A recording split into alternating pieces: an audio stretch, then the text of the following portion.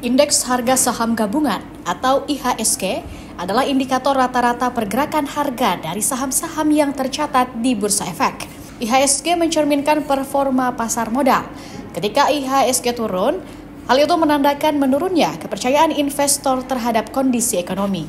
Belum lama ini, IHSG dilaporkan anjlok signifikan bersamaan dengan melemahnya nilai tukar rupiah terhadap dolar Amerika Serikat. Menurut ekonom Dr. Andes Muhammad Yusri Zamhuri MA PhD, situasi ini merupakan sinyal gawat bagi stabilitas ekonomi Indonesia dan bisa berdampak luas, mulai dari inflasi hingga ancaman pengangguran.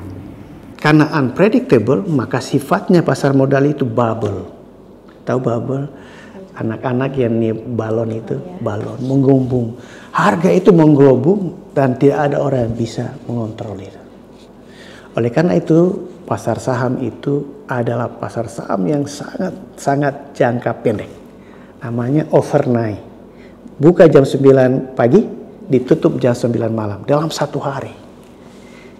Jadi perubahan dalam satu hari begitu. Dalam teori ilmu ekonomi mikro pun itu hanya profit competition, yang mendekati profit competition itu ada di pasar saham.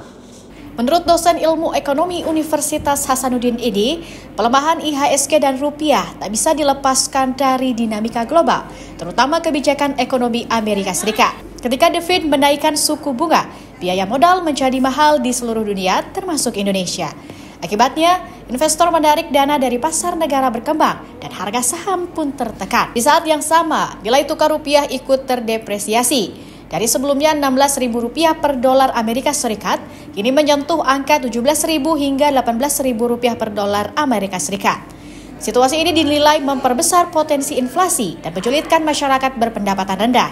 Faktor utama dari price-nya tadi, pertama, itu dilakukan oleh siapa?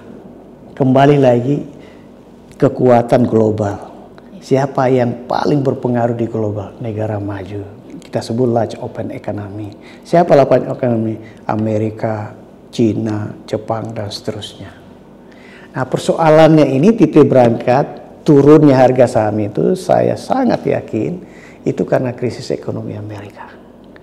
Amerika mulai memperbaiki, melihat neraca perdagangan mereka, defisit dari berbagai negara untuk menyeimbangkan kembali dengan kebijakan tarif. Pajak yang tinggi, dan itu mempengaruhi gejala global. Krisis global ini berimplikasi kepada harga saham tadi lewat mana? Amerika saja menaikkan jumlah uang beredar misalnya dengan mengeluarkan misalnya spending yang besar, itu berimplikasi turunnya tingkat bunga global. Itu bagus. Tapi Amerika tidak melakukan itu.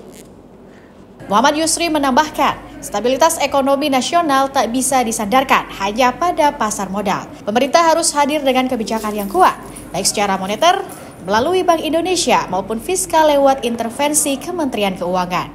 Selain itu, menurut Muhammad Yusri, kekuatan sektor UMKM, peningkatan kredit usaha rakyat, serta perlindungan sosial menjadi kunci untuk menahan dampak lanjutan. Karena ketika ekonomi melemah, masyarakat kecil yang paling terdampak dari biaya hidup yang mahal hingga ancaman pengangguran. Rizka Fraja, Unhas TV.